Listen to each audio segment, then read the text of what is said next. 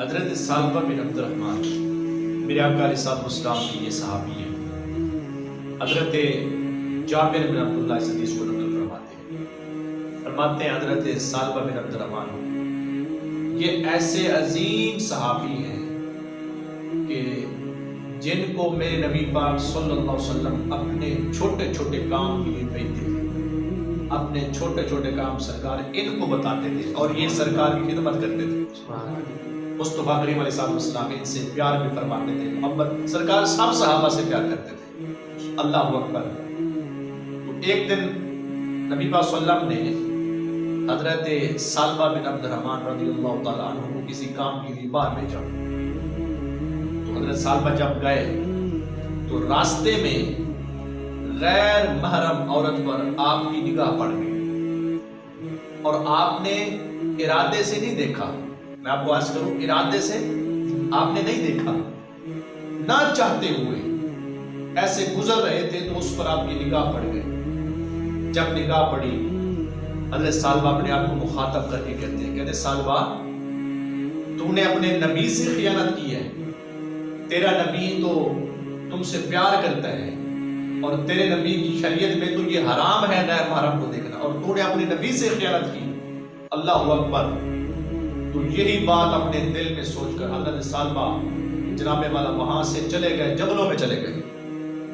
جنگلوں میں جا کر روتے ہیں، گریہ زاری کرتے ہیں، اللہ سے جناب والا توبہ مانگتے ہیں، مالک مجھے معاف کر دے، میں نے تیرے نبی سے خیانت کی ہے، میں نے تیرے نبی سے خیانت کی ہے، کریم کرم کر مجھے معاف کر دے۔ اللہ اکبر۔ میرے آقا علیہ الصلوۃ والسلام آپ نے حضرت علی پاک رضی اللہ تعالیٰ عنہ کو بھیجا، اور ایک روایت میں آتا ہے کہ حضرت فاروق اعظم حضرت سلمان فارسی کو بھیجا کہ جو بھی میرے غلام کو لے کر آؤ۔ تو جب یہ صاحب گئے تو آپ کو تلاش کرتے کرتے جب جنگلوں تک پہنچے تو وہاں ایک صاحب تھے جو اس سے جا کر پوچھا بھئی تو نے سالبہ کو دیکھا ہے؟ اس نے کہا میں نے سالبہ کو میں نہیں جانتا کہ سالبہ کون ہے، ہاں ایک بندہ ہے جو بڑا ہی روتا ہے، جو صرف یہی کہتا ہے کہ مالک مجھے معاف کر دے۔ اللہ اکبر۔ تو یہ صاحب چلتے چلتے حضرت سالبہ کے پاس جا کے پہنچے۔ جب یہ سامنے گئے، اب صحابی کا خوف خدا کا عالم دیکھے۔ میں عرض کروں جان بوجھ کر غیر محرم کو نہیں دیکھا، نہ چاہتے ہوئے اس پر نگاہ ویسے پڑ گئی۔ تو خوف خدا کا عالم دیکھیں۔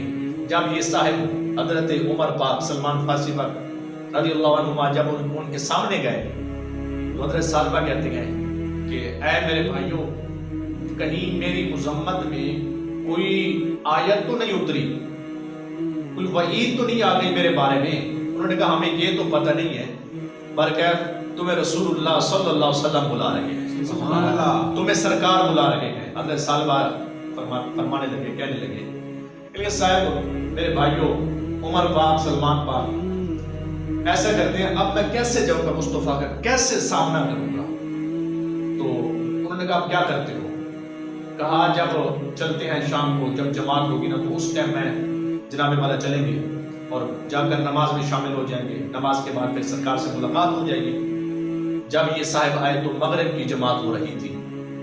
میرے آقا علیہ الصلوۃ والسلام آپ قرات فرما رہے تھے، اب سننا اس بات کو توجہ سے، قرات فرما رہے تھے مغرب کی جماعت میں، اور آیت کریمہ کیا تھی؟ سرکار تلاوت فرما رہے تھے یا ایھا الانسان ما غرک بربک الکریم۔ فرمایا اے انسان تمہیں کس چیز نے رب سے دور کر دیا، تمہیں کس چیز نے رب سے دور کر دیا؟ حضرت سالبہ کے جب کانوں میں یہ آواز پہنچی تو وہیں پر بے ہوش ہو کر گر پڑے۔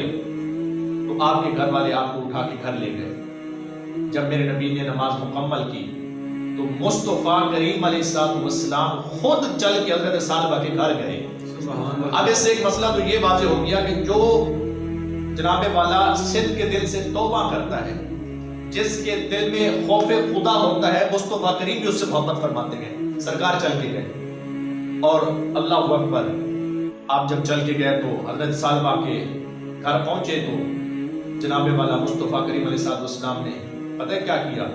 ان کا سر اٹھا کر اپنی گود میں رکھا۔